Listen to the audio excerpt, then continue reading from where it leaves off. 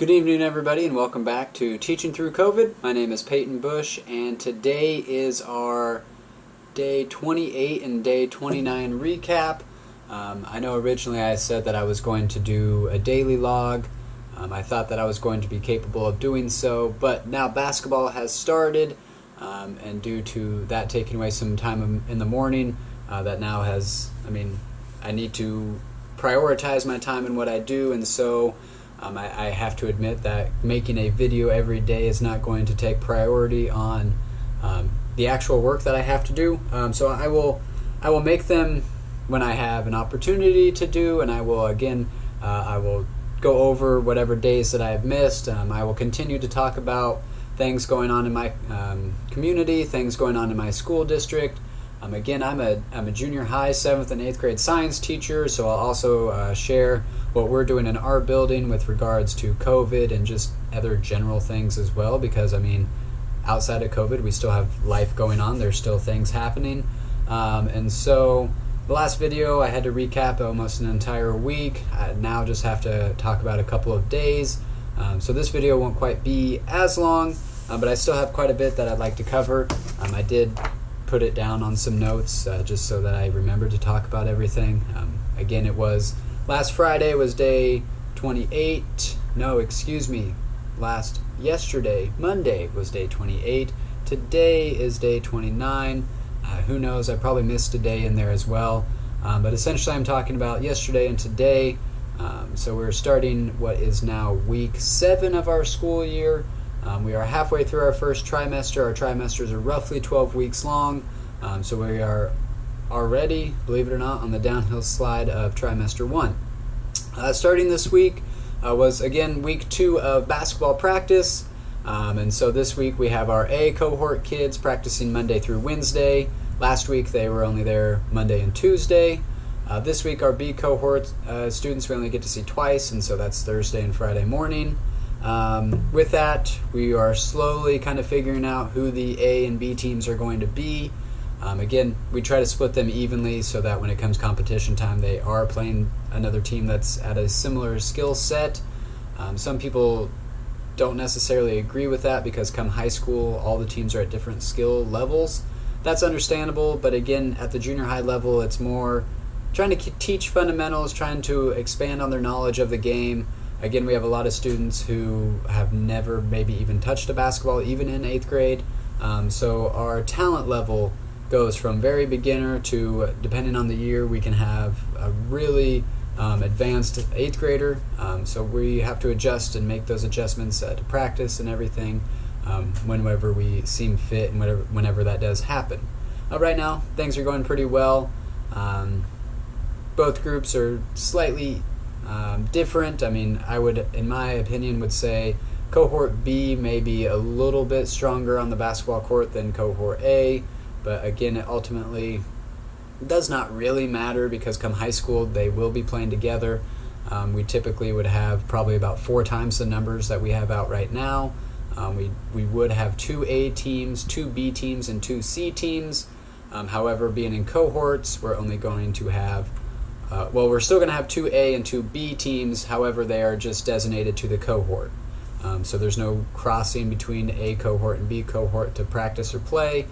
So whatever kids signed up for basketball that fall in the A cohort will be divided into 2 teams. Whatever kids fall into the B cohort will also be divided into 2 teams. Again, that's not ideal, but at least we are giving them some sort of a season. We're at least attempting to do so.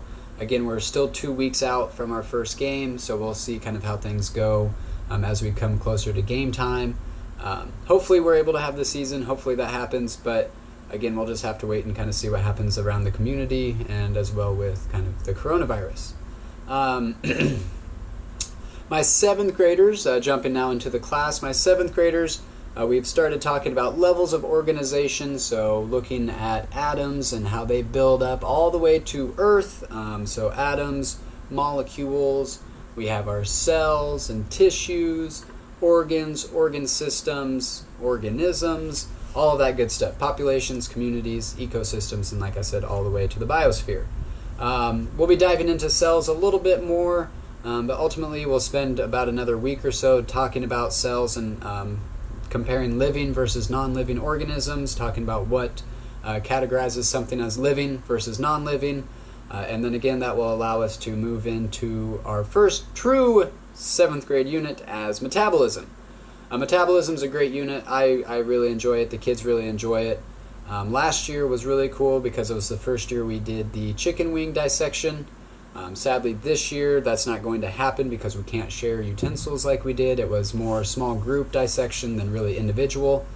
So this year we're trying to find something to substitute for that. One of the older science teacher involved, Dan, he's great, fantastic, has a lot of resources that we can use.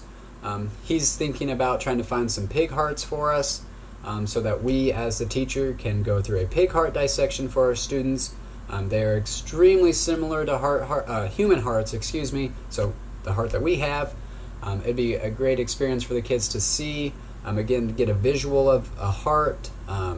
Who knows? It could be a life-changing experience for a lot of people. I know it was the dissections and labs that really got me kind of interested in science whenever I first started out. So we will hopefully be able to do that and kind of see what happens. And again, that's the 7th grade. Again, we're trying to get through kind of the introduction to science a little bit here, looking at cells and wrapping up and going into metabolism. Now my 8th graders, we are getting near the end of our weather and climate unit. We've been talking about weather, we've been talking about climate and kind of some factors that kind of contribute to the different in weather that we have across the globe. We'll be looking to take a test, I think in a couple of weeks we should wrap up that unit, get it taken care of. We're learning how to write a CER, so claims, evidence, and reasoning. That's also known as a scientific argument. Again, that's big in the science world, especially now with everything being more kind of discovery-based. Students have to learn how to explain their data to make it make sense to themselves and whoever they are presenting it to. So we'll get some practice with that. They'll state their claim.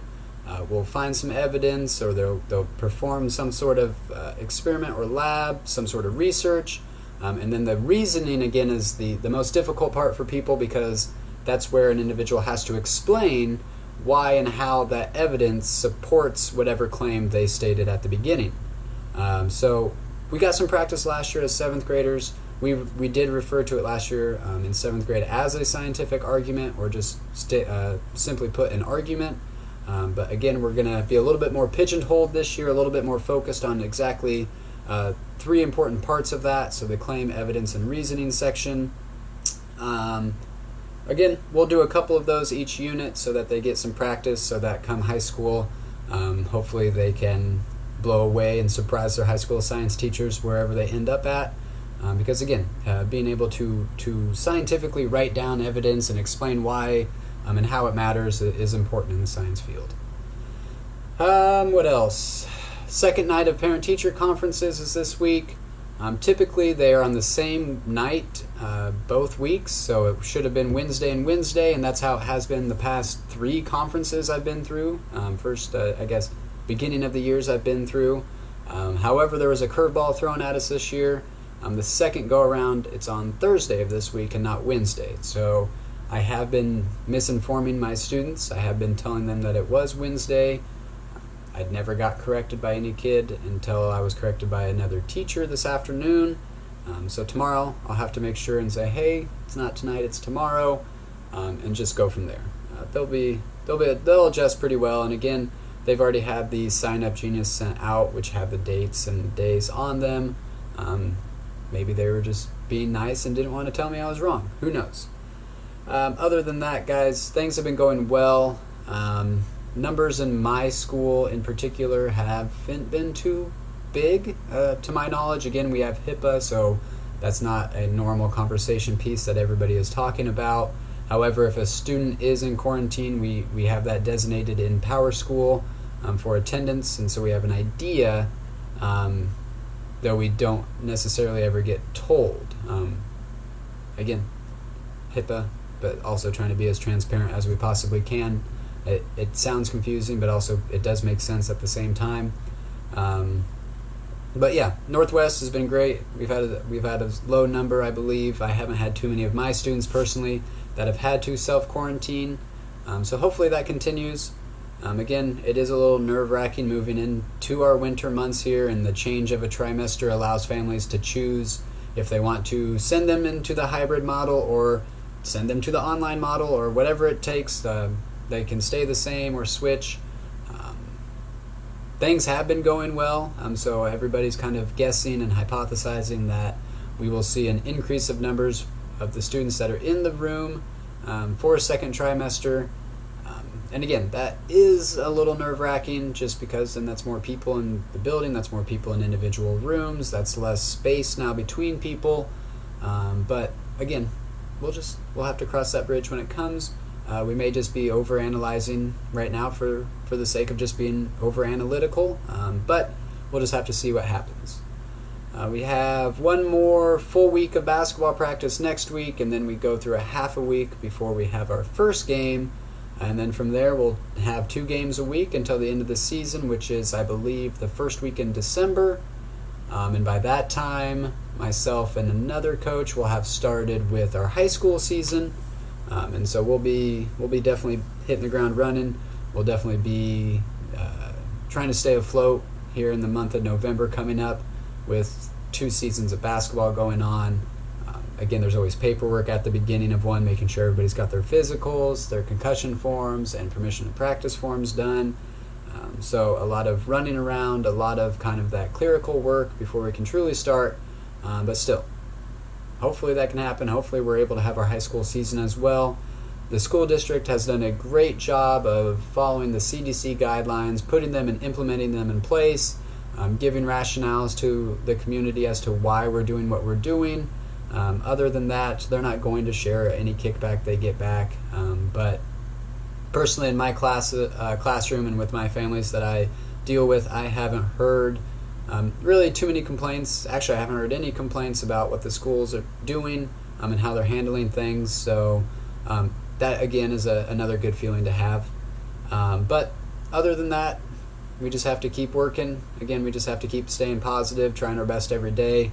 Like I tell my kids, and like I've mentioned to a couple families in my first go-around, if you can be positive and if you can try your best every day, only good things can come out of that. I know it sounds really cliche. I know it's really hard some days, and it's okay to have a bad day once in a while, but we can't stay bogged down forever. We can't stay down in the dumps forever. Eventually, you've got to pick yourself back up and get back to it. So continue, guys.